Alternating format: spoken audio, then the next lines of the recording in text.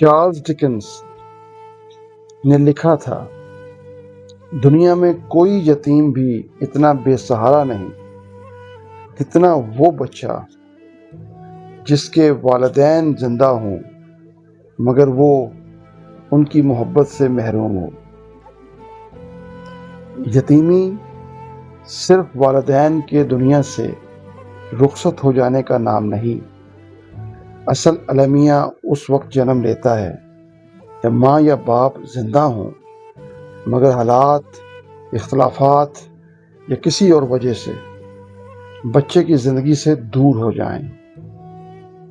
ایسا بچہ نہ مکمل یتیم ہوتا ہے نہ مکمل آسودہ، وہ محبت، توجہ اور اپنائیت کی اس محرومی کا ہمیشہ بوجھ اٹھاتا ہے جسے الفاظ میں بیان کرنا آسان نہیں۔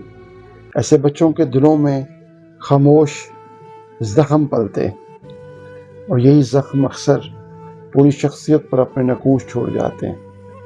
اس لیے بچوں کو صرف گھر نہیں، ماں باپ کی موجودگی، شفقت اور غیر مشروط محبت بھی چاہیے۔